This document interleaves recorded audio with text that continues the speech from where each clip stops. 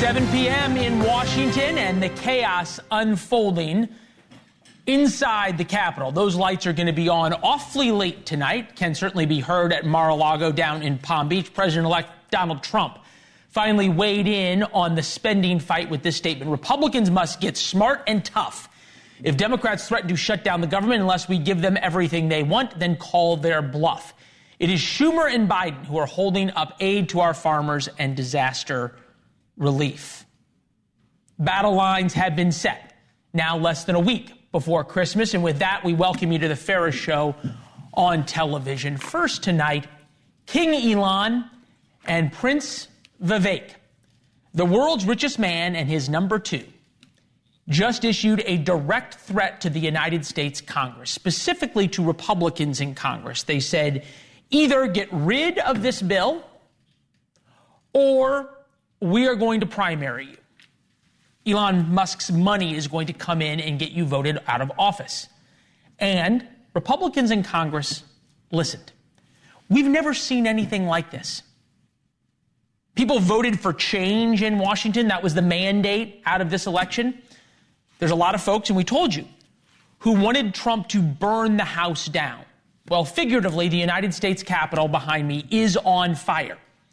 Everything we knew about politics as usual is gone. And that might be a good thing, because politics as usual has not been working. This morning, the Republican Speaker of the House put a 1,500-page spending bill on the table. So we'll go ahead and zoom out a little bit, Frank, so you can get a sense of what 1,500 pages looks like. 1,547 pages, we printed out one page and didn't want to erase the rest of the paper. It was a dumpster fire of pork. It didn't just keep the government open. It did all sorts of things that Congress wanted to do, but could not pass. Lots of them, and we'll get into them. So they put all of these things in the bill, and they said to members of Congress, Republicans and Democrats, you must vote yes for the government to stay open, and also so you can go home for Christmas. As soon as the text of the bill was released, Elon Musk went on a tear on Twitter. He started off by calling the bill the biggest piece of pork he's ever seen. Fact check, true. Then he threatened members of Congress who voted for it. Then he called it an outrage. Then he said it's criminal, and that was just the start. To be fair, Musk is telling the truth. Lots of people in the past, and bills like this are proof, that Congress just will not do its job. There has been no compromise. There is no serious legislating. All they do is agree to spend more of our money that they don't have and we don't have. The bill is 1,547 pages, and members of Congress received the text late last night, 7:30 p.m. to be exact. So we did the math. If you are a slow reader, you read somewhere between 125 and 200 words per minute. It's a big spread. That means the 1,500 pages would have taken you somewhere between 62 hours and 100 hours to read. The point is, nobody could read it. That's why they put all of this junk in it, including a pay raise for Congress. A huge bill that nobody has time to read. The Speaker of the House of Representatives then went on TV this morning to defend it. Elon and Vivek and I are on a text chain together, and I was explaining to them the background of this. And Vivek and I talked last night about almost midnight, and he said, look, I get it. He said, we understand you're in an impossible position. I was on a text chain last night with Elon and Vivek about Doge, because I'm super excited about that. And I said, guys, these are the necessary things. They don't like spending either. They said, we know this is not you personally, Mr. Speaker, and we got to get through this. And then they pulled the rug out from under the Speaker of the House. Cue the angry tweets from members of Congress, and there were some good ones. Chip Roy of Texas wrote, a vote for the 1,500-page unpaid-for deficit-increasing Christmas tree monstrosity is a vote against Doge and true reform. We should start over. We don't have to be home for Christmas. The boys in Bastogne weren't, referring to those who fought through the Battle of the Bulge in the winter of 1944. Hashtag vote no. Rand Paul of Kentucky fanned the flames. I hope to see Speaker Johnson grow a spine, but this bill full of pork shows he's a weak man. The debt will continue to grow. Ultimately, the dollar will fail. Democrats are clueless. Big government Republicans are complicit, a sad day for America. And plenty more Republicans aired their grievances on camera. Look, this is a Biden budget plus $120 billion. The American people don't send their representatives to Washington to vote on a 1,500-page bill in less than 24 hours. I'm still livid about this. Pay raises for us. How does that square? What return on investment have we given the people of America other than $37 trillion in debt? I don't have a problem staying. Christmas ain't till next week. We should stay and actually do our job. All right, let's be clear. There's no way to solve this and actually fix the problem of this bill and the problems of $37 trillion in debt before Christmas. But what we're hearing, this anger by Republicans, isn't anything new. They've been saying it for a long time, but now they're acting on it. King Elon and Prince Vivek have no power. Nobody elected them to do anything. They have a Twitter account in the ear of Donald Trump, but they are doing something that has never been done before in Washington. They are starting to tear the place apart. Congressman Lauren Boebert is standing by with her thoughts, member of the House Freedom Caucus, which has fought, I should say, led the fight, I think, fair to say, Congresswoman, against the bill. Nice to see you. Thank you. You've got Speaker Johnson, you've got Elon Musk, you've got Donald Trump. Who's in charge right now of the Republican Party? President Trump has certainly been given a mandate by the American people to lead this charge. This is the MAGA party, and there are Republicans who need to fall in line. But I think what you saw today is the people are in charge of the government, as it should be. And it shouldn't take threats from the world's richest man to make House Republicans vote like they promised voters. That is why we've seen the outrage on X today by so many Americans, because many of my colleagues go home and campaign one way, they get talking points from leadership, and then they come back to Washington, D.C., and they govern completely differently than everything that they said back home. Now, this bill was drafted behind closed doors, and until someone else raises their hand, the responsibility of this disaster of a bill, it does rest on the speaker, and that's just the truth. If he wants to come out and say somebody else was the crafter of this, but we were in meetings for weeks telling the speaker that this was not going to be acceptable.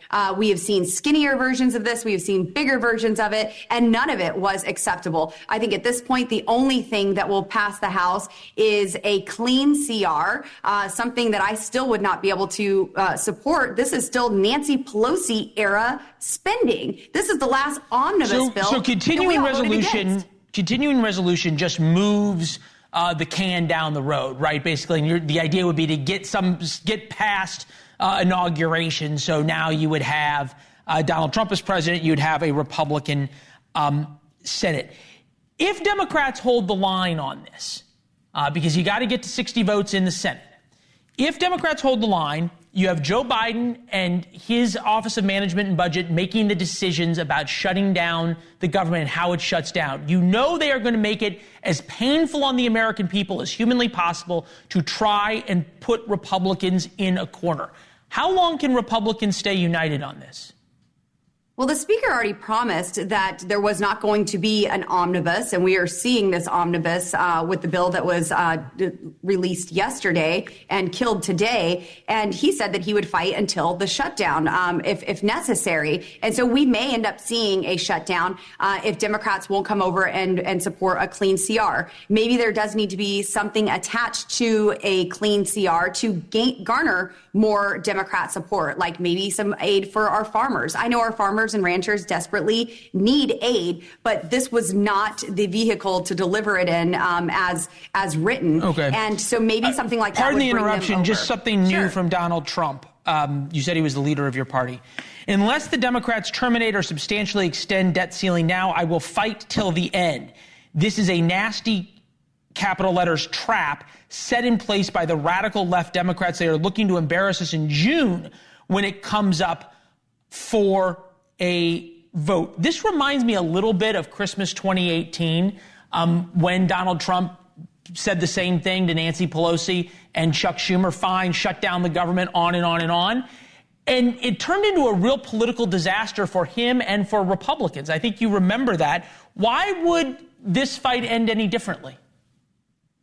Like I said, this could end in a temporary shutdown, and that doesn't mean what the Democrats like to scare people and say that it means. It doesn't mean that the government stops functioning. Actually, that might even help us for a couple of weeks. But if we get a clean CR and get this passed, then we can deal with the debt next year. I don't see the debt ceiling increase happening by Friday. I don't think that there are the votes for that. Even if it gets through the Rules Committee, I don't believe that there are the votes on the floor. Democrats are not going to support a debt ceiling increase to help President Trump. I think that Republicans need to come together and promise President Trump that we will begin working on a debt ceiling increase, working on this debt limit, and put it in with reconciliation and have that ready with substantial cuts and caps and have it ready for him to sign on January 20th when he does take office. Okay. That would be a very realistic promise for us to make to him. I'm probably one of the very few reporters in Washington who won't hyperventilate over a government shutdown, because I think you make a point. It sort of exposes exactly how useless so much of the government really is. That said, it is up to the Biden administration how painful to make it. And they're already saying that effectively they're going to make it as painful as possible. Here's Hakeem Jeffries, leader of the Democrats. Take a listen. House Republicans have now unilaterally decided to break a bipartisan agreement that they made. House Republicans have been ordered to shut down the government and hurt everyday Americans all across this country. House Republicans will now own any harm that is visited upon the American people that results from a government shutdown or worse. I know he's threatening in this, but I can't figure out what he means or worse. Can you?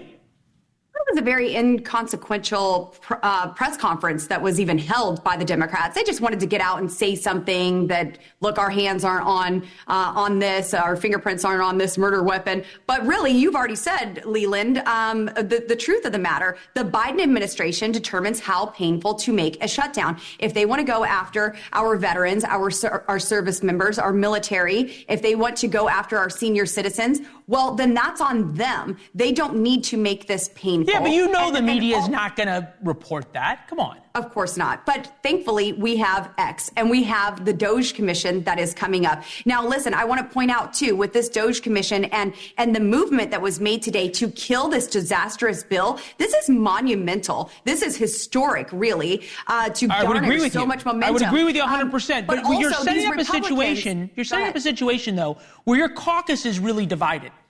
Republicans are not united. Okay, as evidenced by the fact that leadership and the Speaker of the House was on TV this morning saying he just talked to Vivek Ramaswamy and Doge and everything was going to be fine, and then Elon Musk pulled the carpet out from under him. Well, they didn't know what was in the bill. The text hadn't been released. The incoming House margin, Republicans 220, Democrats 215. That's 5 votes. Can afford to lose 2, maybe 3 Republicans, depending on who shows up for a day. You're saying Republicans aren't united. Democrats aren't going to help you. How do Republicans get anything done in the next Congress based on the dynamic you've just laid out? Today showed that if the American people speak up, we have to come to attention and listen. We have to heal to the American people. When they say they don't want something, it's time to start listening to what they are demanding. And that is why the Republican Party is so divided, because so many Republicans are beholden to the special interest groups, the lobbyists on K Street, and all of these big donors who have their ears and fund their campaigns. I am beholden to my voters, to the American people. And for the Doge Commission, this Department of Government Efficiency, efficiency, well, they better recognize that there are Republicans, the same Republicans that want to get before Elon and Vivek and say, thank you, sir, we want to cut spending. We're so glad that you're here. The same Republicans who are going to go and kiss up to them and want them to retweet them, repost them on X. Well, those are the ones who have been voting for this spending all along, voting for unauthorized programs, voting for the omnibus bills. And look, you make a great point. For all the people who kept saying that Elon Musk and Vivek Ramaswamy and Doge don't have any power, they just got a perhaps painful lesson in how much power they have. Congressman Boebert, thank you, ma'am. We appreciate your time. Leland, thanks so much. Yes, ma'am. Grab your popcorn, folks. The Democrats are fighting as well. The one thing Republicans need to do to exploit that.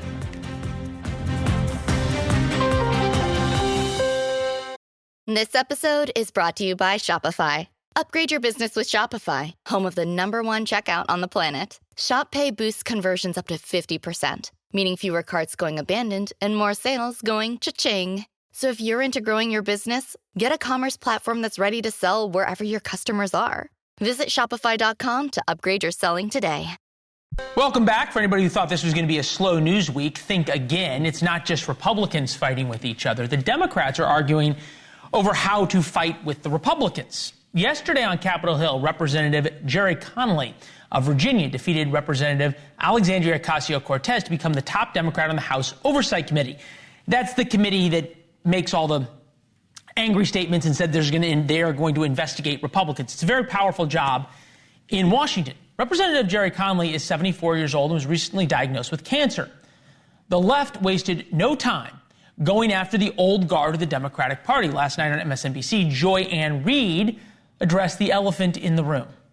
Gerontocracy seems like it's intractable. And I recall that when President Obama was elected, he kind of pushed aside the DNC and created his own organization because I think there's a frustration with the sort of creaky way the DNC operates. Jamie, God bless him, couldn't really change it. But it is run by donors and consultants and people who are locked into the old ways of doing things. Chris Liz is with us, senior advisor to the DGA Group, author of the Substack So What. Sean Spicer, NewsNation contributor, host of the Sean Spicer Show. Gentlemen, good to see both of you. So Liz, start with you. Do Democrats have a coherent message other than we just want to fight with Republicans?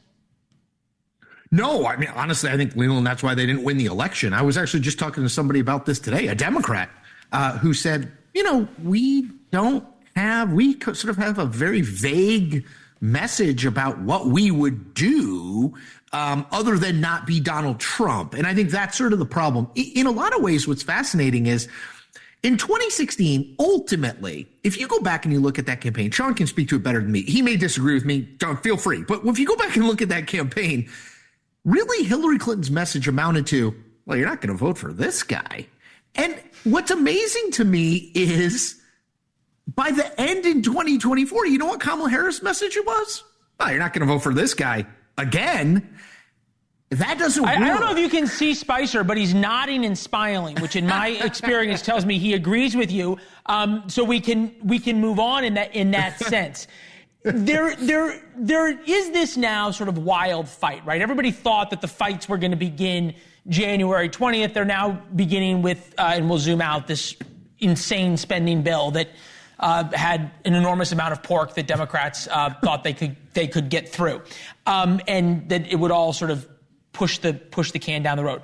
There's now a real fight going on, and Sean, I said to Lauren Boebert earlier, I'm probably one of the very few reporters in Washington who doesn't hyperventilate over a government shutdown. But has Republicans ever won politically one of these fights where the extreme part of the Republican Party or the more conservative or the more fiscally minded or whatever you want to call them is fighting with the establishment donor class Republicans? I think we're 1 for like 90. We did that one that Schumer screwed up early in Donald Trump first administration. But I think that's we're not even close to batting a respectable record here. The bottom line, though, is, look, I got to be honest with you. I mean, this is a 3-month bill, okay? 3 months to get us to March, and that's how big it is. I got to be honest, as a taxpayer, I'm glad that we're blowing this thing up. This is insane. And I'm sorry, but at some point, the problem is the vicious cycle has got to be broken. This idea, they pretend that somehow they didn't know that this date was coming. You know, and every time I talk to a Republican on the Hill and I said, what are you going to do? They go, next time's going to be different. We're going to get the appropriations process going and da-da-da-da. And here we are back again. And at the end of the day, they've got it, like something's got to give. We are $36 trillion in debt. $36 trillion. No country in the history of civilization has sustained itself with this amount of debt. So if they have to stay there for Christmas, good for them. But there's way too much, hey, let's get along to get along, get out on Friday so we can go home to go to a Christmas party. I'm sorry. Do your job. Yeah, look, and I think you may be onto something here. You just said do your job, which Democrats view their job, as Celiza laid out, as simply fighting against Republicans. Hakeem Jeffries basically said all Democrats now are going to be united in, holding Republicans over the barrel for not voting for this huge bill. Bachungar Sargon on two-way a little bit earlier. Take a listen. Elevating AOC in this moment would have been such a smart move. And I would say that as somebody who agrees with much of what she says. But as you guys talked about this morning, she has that authenticity. She is a populist. I don't think she's a good populist, but she cares about people, and people know that there were tons of people who voted for AOC and for Donald Trump. That is the kind of politician who you want to be elevating right now if you're the Democrats. So, Liza, to that end, if Democrats are seen as defending this bill, right, and trying to continue life as normal. Bacha said the word populist. That, to me, is the place that Democrats may be forced to actually work with Republicans on. I think it is a remarkable thing that Democrats have ceded populism to Donald Trump and the Republican Party. I mean, populism is not a Republican idea. It's not a Democratic idea, right? I mean, it's a view of the world. I totally agree. I think it is insane. Look, I know the House and it works on seniority. I get all those things. I think it is absolutely insane for a party who has just lost across the board, the presidential race, the Senate, and the House, to say, all right, our choice is between a 35-year-old Latina woman who is a giant star, whether you like her or you hate her. When the bright lights were on at the Democratic National Convention, she was great. I thought her speech was, other than Michelle and Barack Obama, she was great. She's very naturally skilled. She can raise a ton of money. She's really popular on the left. Let's go with the 75-year-old white guy with the cancer diagnosis. Like, it just... Well, we, of course, wish him well. We're not making fun of him for the cancer diagnosis. We're just saying that he has a problem communicating. That's the issue is, though, Leland, it's an age thing. Like, to me, you to invest in people who have the potential to go bigger if you're the Democratic Party. What you have currently isn't working. Your current... Okay, so Liza, you've laid out this situation where the Democrats are not getting it done and are leaving this big opening. Spicer, you said Republicans are 1 in 90 on this. This is Vivek and Elon's first time. They've blown Washington up, right? It's not enough to blow things up. You got to put them back together. How do Republicans take this fight to 2 in 90? You get the last word. See, because the word that we're talking about is populism. You put that bill on your desk, Leland. There isn't an American that I know of that isn't outraged that it takes 1,547 pages to fund the government for 45 or 90 days. Well, it doesn't, right? They stuffed a bunch of stuff in here. I guess my point is, populism right now is on the side of Republicans saying this is insane. This amount of money is insane. The idea that members of Congress are saying, hey, good job, guys, let's give ourselves a pay raise is insane. So right now, if Republicans want to go 2 for 90, then get on the right side of the people, vote this down, and do your job. All right. Well, there you go. We'll see. Certainly not what we expected everybody to be talking about tonight. Gentlemen, good to see you as always. Thank you. Guess what? All right, there we go. Guess what, Mom and Dad? Good news. Your teenager is drinking less, smoking fewer cigarettes, and not touching drugs. Why we should all be a little suspect of teenagers' newfound sobriety. But don't take it from us. Take it from Nancy Reagan. Say yes to your life. And when it comes to drugs and alcohol, just say no. So, you want to be a marketer. It's easy. You just have to score a ton of leads and figure out a way to turn them all into customers. Plus, manage a dozen channels, write a million blogs, and launch 100 campaigns all at once. When that's done, simply make your socials go viral and bring in record profits. No sweat. Okay, fine. It's a lot of sweat. But with HubSpot's AI-powered marketing tools, launching benchmark-breaking campaigns is easier than ever. Get started at HubSpot.com/marketers. This is your brain. This is drugs.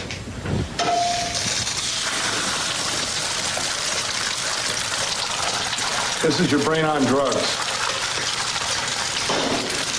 Any questions? That was the iconic anti-drug ad back in the 1980s. It didn't work back then. But now teens report, emphasis on the word report, actually using less drugs. A new survey by Monitoring the Future polled 24,000 teenagers from 8th to 12th grade. And guess what, mom and dad? Your kids are drinking less. Among seniors in high school, for example, alcohol use is down about 13% since the pandemic. They're smoking less. E-cigarette use is down 14%, and marijuana use is down 9% overall. Today's numbers are down almost 50% of what they were back in the 1980s for marijuana and alcohol. Psychiatrist and medical journalist Yalda Safai joins us now. Good to see you, ma'am. Thank you. Look, I don't know if I really want to admit on camera all the things I did in the 1990s as a young man or in high school, but I can guarantee you I would not have answered yes on a survey. So are kids more honest now, less honest, or actually using less substances? So what I'm seeing in my own practice is that people are actually using less substances. And a big reason for that is just a cultural shift in the way our youth view drugs and alcohol. Nowadays, they're more focused on health and wellness. And we have to thank, for one, social media on this, because a lot of the health and wellness trends stem and spread on social media. So our youth are more focused on that. And in turn, they're drinking less, they're using less drugs, using less marijuana. And so there's been just a cultural shift in the way our youth view drugs and alcohol. It's not cool anymore the way it was when we were growing up. We were told during the pandemic, though, right, that kids all of a sudden were being isolated. They were having horrible mental health problems. They were taking Adderall and antidepressants and Xanax and on at record rates. Are we to believe in just 2 years that all turned around? So no, with antidepressants and mental health issues, that's a different thing. Alcohol use, every kid could experiment with alcohol, whether they have mental health issues or not, or marijuana or even vaping. So I think it's two different things. We did see a rise in mental health issues during the pandemic in our youth. But what I've been seeing consistently in my own practice is it's not cool anymore to drink and get drunk and get drunk and do drugs. So there's that shift. And I think they're two different things. Okay, fascinating. You're the expert. I'll take your word for it. Are we just trading the fryer for the frying pan, no pun intended, for the egg ad? But views on smartphones. 38% say they spend too much time on their smartphone. This is among teenagers. 42% say their smartphones make learning good social skills harder. 39% feel lonely without their smartphones. Have people traded the, I don't want to say addiction, but sort of the disassociation and the escape of alcohol or marijuana for TikTok and Instagram?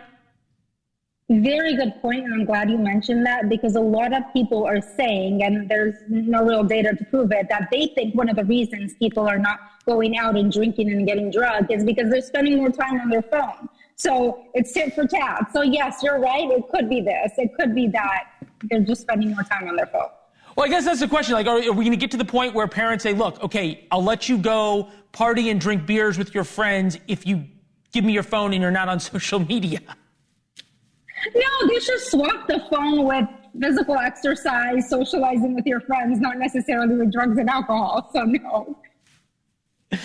All right. But so, okay, I think it's fascinating, though. You actually believe kids, when they fill out these surveys, they're telling the truth. I don't know if the survey was anonymous or not, but if it was anonymous, there's no reason to lie, right?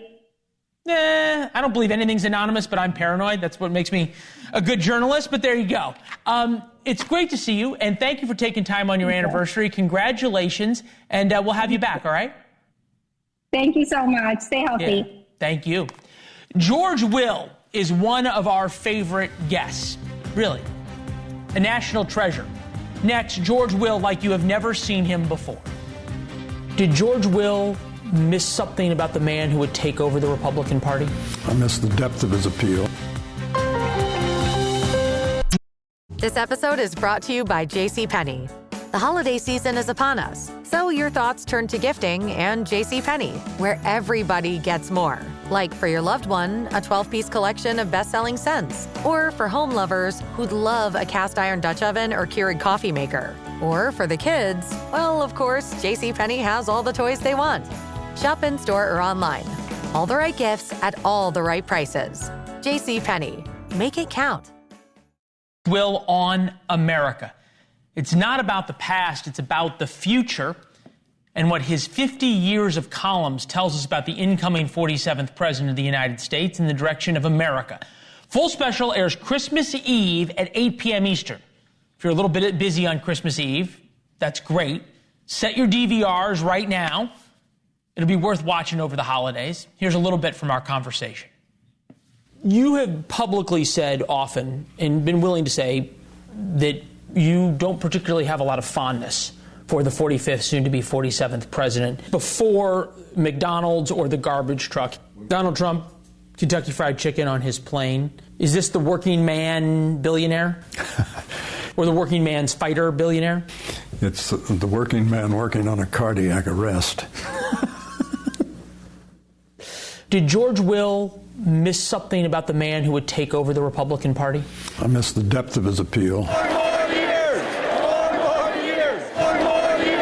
Which is to say, I miss the saliency of what's now called the diploma divide in American politics, the disjunction between those who went to college, the 1/3, and it's still, Leland, only 1/3 of Americans have four-year college degrees, and the 2/3 who don't. And this is a politics of a new kind of scarcity. It's a scarcity of status. Now we have people who feel they're not just left out of the material rewards of American life. They're left out of the status that should accrue to them for doing the work they're doing. But what Donald Trump tapped into had an earlier name. It was called Reagan Democrats. When Reagan ran in 1980, Republicans would say, sort of mainline Republicans would say, we had this meeting for Reagan and all kinds of people we'd never seen before showed up. They were wearing flannel shirts, for Pete's sake. People who traditionally voted with Democrats who decided they liked what Reagan was saying.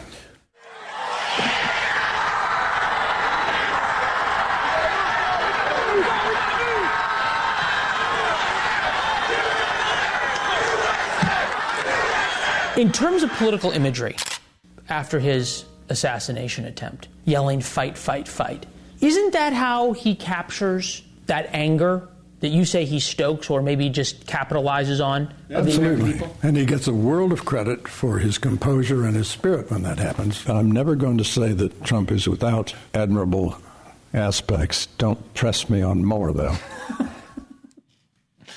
We will press George Will on an awful lot over the next couple of days. And then in this special, we'll have a lot more about the George Will special in War Notes all this week and exclusive clips every night.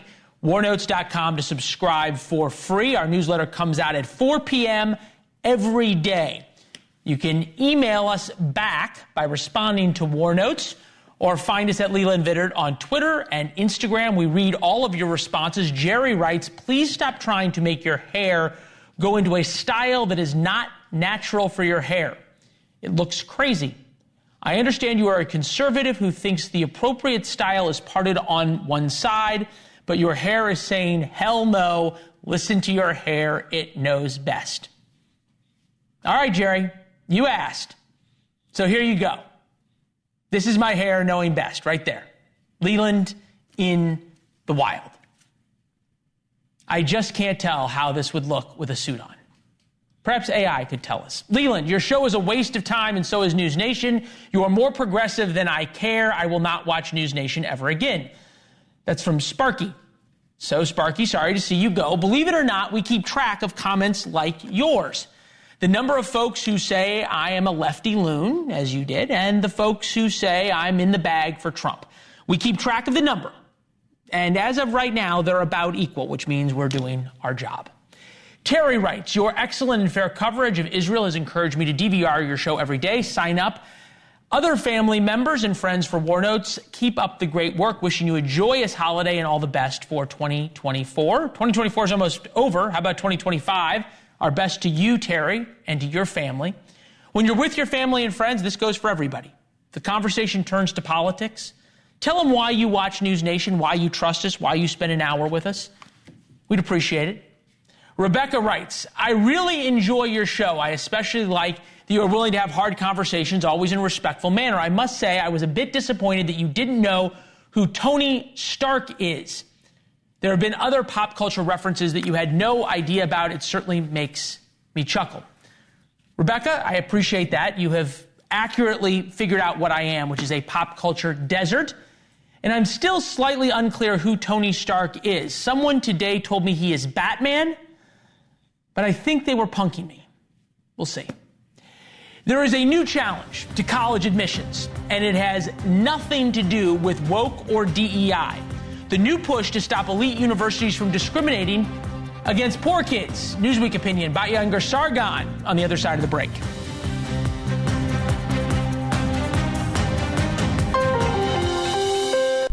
This episode is brought to you by Polestar. Electric performance is at the core of every choice that went into the all-electric Polestar 3. Like merging a spacious interior with the torque and handling of a sports car, or the ability to go from 0 to 60 in as little as 4.8 seconds, and get an EPA estimated range of up to 315 miles per charge. Choices like this all lead to making your decision to choose Polestar 3 obvious. Book your test drive today at Polestar.com. Conservatives love nothing more than tearing apart the college admissions process when it's centered around race or sexuality. They said picking students, letting them into Harvard or Yale because of race were unfair. Everything, they said, should be about merit. Fair enough. New filings in a major lawsuit says it's just as unfair to give rich kids the same kinds of preferences. From the Wall Street Journal, elite universities often present themselves as meritocracies that admit the best and the brightest. The motion filed Tuesday draws from years of speeches at exclusive gatherings, depositions, and internal university reports, shows officials bowing to financial pressures to admit wealthy students over potentially more qualified candidates. With us now, by Younger Sargon, opinion editor, Newsweek, author of Second Class, How the Elites Betrayed America's Working Men and Women. What if we change this from meritocracy to discrimination based on class versus based on race? Does it make it any better? Oh, gosh, of course not. I mean, this is why Americans have totally lost faith, not just in our institutions of higher learning, but in the educational system writ large, in expertise of all kinds, whether it's in the economic sector, whether it's medical expertise, whether it's foreign policy expertise, because the institutions that confer these credentials on people, supposedly making them experts, are nothing more than, status machines. They are the places where the elites, the wealthy, quite literally go to get this sort of patina of intelligence and merit, when the truth is they've bought their way in. And this is so apparent to anybody, first of all, who's been to these institutions, but also anybody who's been subjected to the so-called expertise of our elites today. They are not meritorious. They are not intelligent. They are not smart. They are not educated. What they have done is paid $120,000 or $1 million, right? If, as the case may be, if they're a big donor, in order to get their children to look like they are the best and the brightest. So, the fiction of meritocracy has been quite exposed here. But I would go even further, Leland. I would say even if they were so unbelievably intelligent and smarter than everybody else and better at passing tests, that should not mean that they get the right to tell the American people what to think, what to value, what kinds of expertise. Okay, there's a lot here to unpack here, right, though? Are we to say now that the government should enforce on private institutions, private colleges, private universities, how their admission systems are to be done? I mean, there's no category, right, of discrimination that says you cannot give preferential treatment. It's not a class. To come from a wealthy family is not a class, right? To come from lower class family is not a class. I don't think so. I don't think what we need here is sort of more leftist elites, enforcing the rules that they come up with, which is effectively what's going to happen. What we need is for America to do what it is currently doing, which is to say we no longer respect people who come from these institutions. That piece of paper that you paid $120,000 for makes me respect you less. This has to happen in the hearts and minds of the American people, and it already is, which is why I think it's working. No, I think it definitely is already happening. And George Will, who is about as credentialed, I think, as you could imagine, I would argue he's earned it. But in our previous segment, he talked about the diploma divide, right? The divide in America isn't a racial divide. It's a class divide. It's what you wrote about in the book Second Class, which brings us, I think you said, to the loss of confidence in college. It's stunning to see those numbers fixed. GOP lost confidence in college. In 2015, 56% had high confidence. And now in 2024, it's only 20%. Now 50% have little or no confidence. And no confidence in expertise, right? No confidence in credentials probably brings us to where we are right now. This is the spending bill. We've showed it around that died. It's called the continuing resolution. It is 1,547 pages worth of pork to spend money we don't have and do lots of other things. But members of the Republican Party for years, decades, have been trying to kill continuing resolutions. They are like cockroaches in Washington. They are impossible to kill. And Elon Musk, who has not been elected to anything, did it in less than 12 hours. It's pretty remarkable what's happening here in Washington. Is what I'm seeing here part of the realignment? I don't think it was Elon Musk. It was Donald Trump. Let's just be clear. Donald Trump is the politician the most in my lifetime, in fact, the only politician in my lifetime who seems to have his finger on the pulse of what the people writ large actually want, and have created his entire platform around the most popular point of view on every issue. He really is the tribune of the plebs. And that is what we're seeing here, is the wisdom of the crowd, the wisdom of the American people simply having its way through this remarkable person over the cries and the screams of the expert class. Okay, and the expert class would be those who say, hey, government shutdowns are terrible. TSA workers don't get paid after a couple of weeks. Agreed, very bad.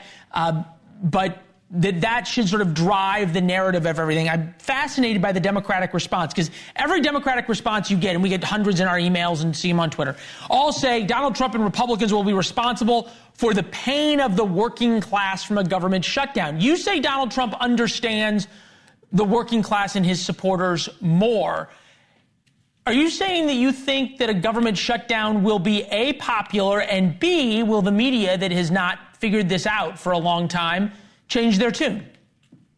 I'm saying no one has been more wrong about what working Americans want than Democratic politicians and the liberal media. So if they're howling about something, that's a pretty good indication that whatever they're saying is totally wrong. Well, that's well said. And I think it's hard to argue with facts, okay? I mean, my job's to sit here and question people. The flip side, though, right, I think we can say nobody has been more right, and you've been on this for a while, than you, about the direction of, no, it's true, than the direction of working class Americans. So thank you. The book is Second Class, which I think is the hillbilly elegy of 2024. It explains really what has happened and the election of Donald Trump that you've had your finger on the pulse of. Batya, it's always good to see you. Thank you very much. It's not too late to order Second Class as a Christmas present. I would suggest it to anybody. Thank you, Leland. God bless. Merry Christmas and Happy New Year. All right. Happy Hanukkah to you and yours. So there it is. People said they wanted change in Washington. We are seeing change in Washington happen rapidly. Now comes fixing Washington, which is harder than tearing it down. Chris, with some thoughts on that.